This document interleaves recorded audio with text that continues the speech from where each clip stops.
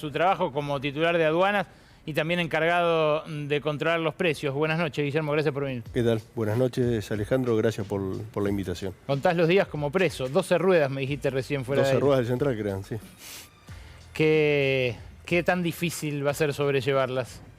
No, siempre en un proceso electoral hay tensiones, siempre hay tensiones cambiarias, tensiones financieras, máxime teniendo en cuenta el pésimo cronograma de pagos que acordó el ministro saliente de Economía, Martín Guzmán, que realmente planteó un cronograma de pagos propio de alguien que no tiene experiencia de gestión, propio de alguien que con un alto grado de irresponsabilidad en la gestión, porque plantear un cronograma de pagos con vencimientos en el año 23 de casi 5 millones brutos, considerando desembolsos versus pagos, y con fuertes vencimientos en junio, julio, octubre y noviembre, es desconocer el proceso electoral y desconocer la sensibilidad que tiene el proceso electoral para nuestro país. Yo antes de venir acá estaba con el ministro charlando esto, estábamos repasando el cronograma justamente y él recordaba cómo fue esa noche en el Congreso cuando Guzmán pretendía, mintiéndole a toda la coalición gobernante, de que si no se aprobaba el acuerdo con el cronograma de vencimientos que planteaba, el fondo no iba a aprobar los desembolsos. Pero igual los vencimientos son los del acuerdo de Macri. Lo que él definió en todo caso son los desembolsos como calzan. La fecha las puso él después. Pero los vencimientos que hay que cubrir ahora son los que vienen de Macri. Sí, pero lo que hizo fue justamente no renegociar esos vencimientos. El Congreso lo que le aprobó es el mandato para negociar. Lo que hizo fue no negociar adecuadamente esos vencimientos. Creo que tenemos la placa de los vencimientos que quedan pendientes con el Fondo Monetario. Ahí están, mirá. Es una montaña todavía antes del cambio de gobierno. La línea roja divide los pagos que hay que hacer ahora de los que tendrá que hacer la próxima administración y quedan como 3.500 millones todavía, ¿no? Sí. Ahí tenés intereses en amarillo, capital en azul. Sí, hay que separar los pagos de capital que se pueden acumular al 30 de octubre, y los vencimientos no se pueden prorrogar de intereses. ¿Cómo está jugando el Fondo Monetario después de que Massa empezó a desobedecerlo en todo en las últimas 3 semanas? Sí, yo lo veo desde un punto de vista político. La visión que tengo es que el fondo en determinado punto tensionó, apostando que el gobierno le vaya mal, y que fundamentalmente, no es que lo que perdieron de vista es que no era que al gobierno le iba mal a los argentinos. Le iba mal a los argentinos. Cuando decís que tensó es cuando obligó a Massa a devaluar. Sí, no solo impuso la devaluación, sino que obligó a Massa a ir a buscar prestamistas de última instancia distintos al fondo. Tuvo que recurrir a Qatar, a China, tuvo que recurrir a organismos internacionales de crédito, apostando que Massa no lo iba a conseguir. Y ahora que ustedes lanzaron todas las medidas paliativas de esa devaluación, ¿qué va a pasar con esos vencimientos? No, los vencimientos están y los DEC para pagar los vencimientos de octubre están. Lo que va a haber, desde mi punto de vista, Massa como presidente, con la fortaleza política que tiene y que va a tener, se va a tener que sentar a acordar con el fondo un esquema distinto que creo yo tiene que estar atado como cualquier empresa. ¿Cómo paga una empresa los desembolsos de un préstamo? Con los ingresos o el cash flow que va teniendo. Esto tiene que ser igual, tiene que estar atado al nivel de exportaciones. Porque no es... Usted, fíjate el cronograma que mostrabas recién, sí, que estaba atado de manera incolume a un año con el problema que tuviste con la sequía. La sequía te generó 21.000 millones de dólares de pérdida de exportaciones. Claro, pero eso el fondo lo sabe y decidió no flexibilizar en nada sus metas. Bueno, es lo que hay que volver a negociar. ¿Y por qué lo haría ahora si no lo hizo antes? Cuando tengas la fortaleza política para hacerlo, lo vas a poder negociar. ¿Eso quiere decir que este gobierno no supo usar su fortaleza política para torcerle el brazo al fondo? No hay duda de eso. ¿Y por qué? No me lo tenés que preguntar a mí. Yo creo que el error, y esto lo digo, nosotros como gobierno nos tenemos que hacer cargo.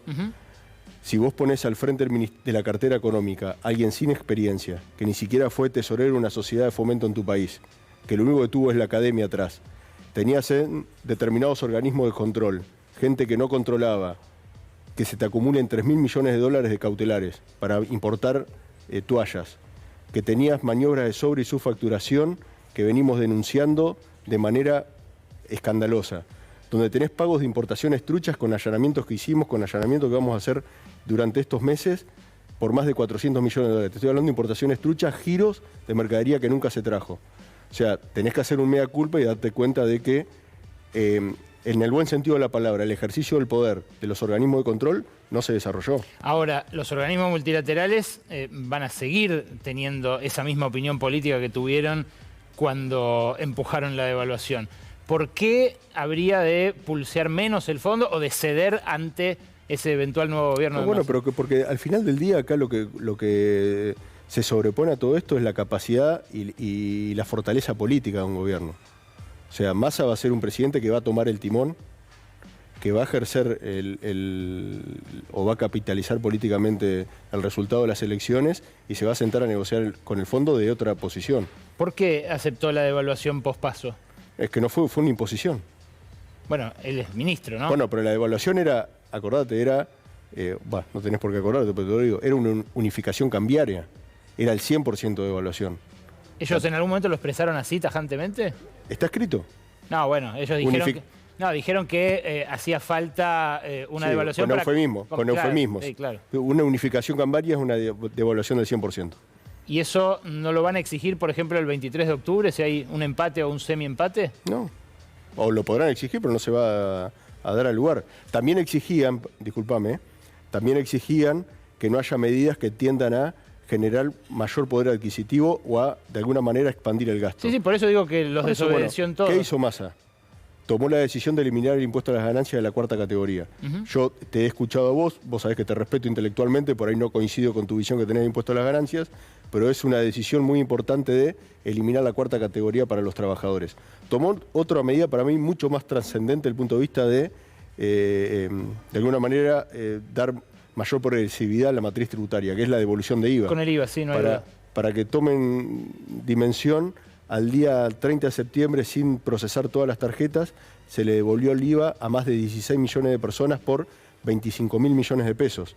Hablaba con Clery hoy que me decía que los bancos tienen mucha demanda de plásticos de gente que va a abrir la cuenta para poder sacar la cuenta bancaria. Bueno, eso es una medida totalmente progresiva respecto a la matriz tributaria y que lo que trata de hacer, que es lo que buscamos con esto, como con la medida de establecer una moneda digital, de expandir la base imponible, que más gente pague impuestos y de alguna manera ir reduciendo la presión tributaria sobre los que pagan. Son dos medidas que en definitiva benefician a trabajadores, ¿no? Pero a trabajadores que tienen distintas trabajadores, jubilados, monotributistas, empleados y empleadas de casas particulares. La pregunta es, ¿no es injusto haber destinado la misma masa de fondos a 800.000 empleados que ganan más de 1,5 millones de pesos que a 7 millones de jubilados, por ejemplo, por el bono? Digo, en términos del PBI es eso. Sí, es un poco menos, porque lo de ganancias tiene otra cuestión que es, como todo el alivio fiscal que le das va a alguien que opera en blanco, eso se recupera vía mayor recaudación de manera elástica. Hay una correlación directa. Bueno, Massa dijo no compren dólares, les pidió, ¿no? A los empleados en relación de dependencia que no van a pagar ganancias. Pero pueden consumir y si consumen van a hacer falta importar más bienes. ¿Vos lo sabés como aduanero? Sí, claro, sí. A ver, eso también es relativo, porque acá lo que hay que buscar es ir a un esquema de sustituir importaciones con determinados productos que se pueden desarrollar en nuestro país. Sí, pero la matriz ya es una. No, pero bueno, vamos a la matriz energética. La matriz era una antes del gasoducto Néstor Kirchner y del reversal del norte, y el año que viene va a ser otra. Total. Vamos a pasar de 6.000 millones de dólares de déficit de la balanza comercial a 7.000 millones de dólares de superávit comercial. ¿Eso posta el Fondo Monetario no quería que se hiciera? Sí, está escrito. También está escrito. ¿Y qué garantiza que no vayan a bloquear obras de infraestructura el año que viene, en caso de gane Massa? No, si gana Massa no van a bloquear. Massa siendo presidente no va a permitir que se bloquee ninguna obra, menos teniendo en cuenta no solo el impacto directo que tiene sobre la generación de empleo, sino también sobre las consecuencias futuras. La devolución del IVA, decías vos, se hizo ya por 25.000 millones de pesos. En 13 días, 16 millones de personas, 25.000 millones de pesos. El total del universo comprendido es de 20 millones de personas, porque era de 18, pero 2 millones de personas ya entraron a la página AFIP y actualizaron su cuenta de CBU, sus datos para poder acceder al beneficio. El 80% del universo ya está alcanzado por el beneficio. ¿Cómo se puede hacer sostenible o hasta qué punto es sostenible de manera permanente esa devolución de IVA? Porque el IVA es un impuesto injusto, a diferencia de ganancias, que para mí es un impuesto progresivo. Estoy de acuerdo con que el impuesto a las ganancias es justo. Sí. también tengo una visión distinta respecto a el impuesto a las ganancias de cuarta categoría sobre los trabajadores y jubilados. Ok, esa es una discusión en todo caso jurídica, filosófica. Sí. Ahora, hay plata en juego y devolver el IVA a los sectores más pobres es algo buenísimo.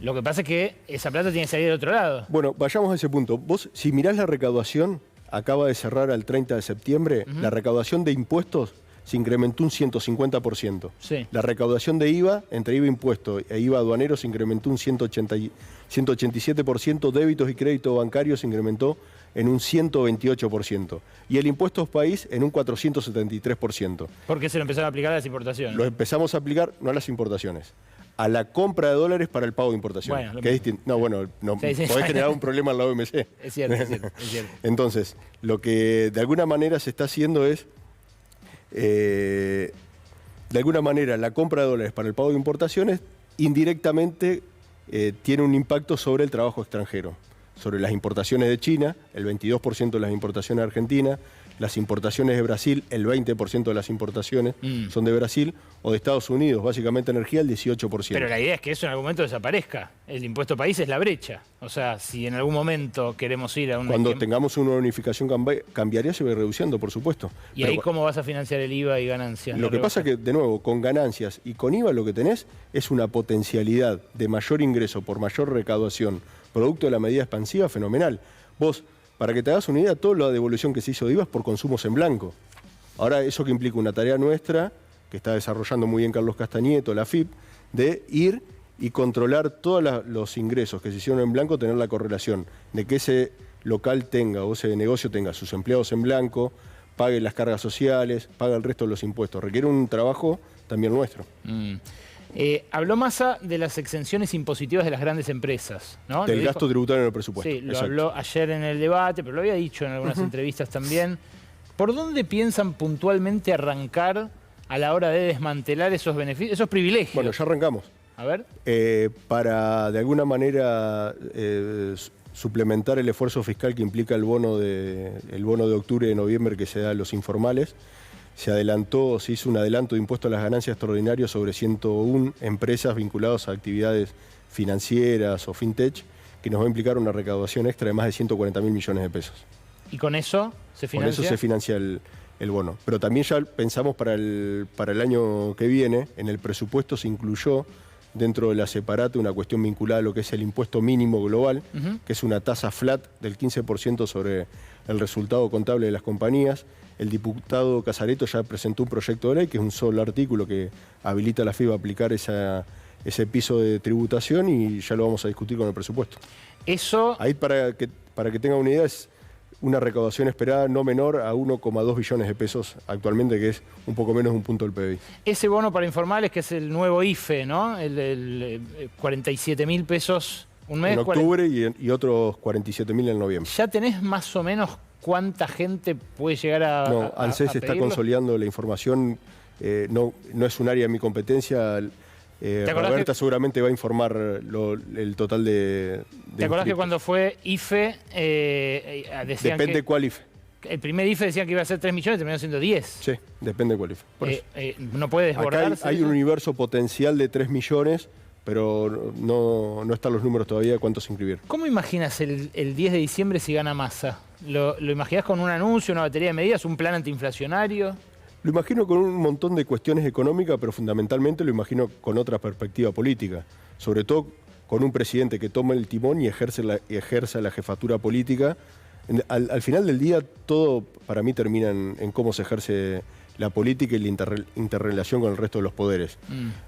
Yo cuando veo ayer veía en el debate, o veo otros espacios políticos que quieren llevar adelante reformas con 8 senadores o 25 diputados, u otro espacio político donde están peleados dentro de la coalición los distintos sectores, el único presidente con la capacidad de administrar esas tensiones y de llevar adelante con fortaleza política este proceso es Massa, acompañado del peronismo. Y si pierden o llegan al balotaje así medio a la par, ¿qué ¿qué puede pasar el 23 de octubre? ¿Hay un plan para esa transición, para contener lo que posiblemente el mercado adelante de un eventual gobierno de Milei? Para mí no está dentro de las opciones que Massa no sea presidente a partir del día de diciembre. Bueno, pero para nosotros es importante que haya un plan de transición, de cuidado. Para ¿no? mí no está en el escenario de esa posibilidad.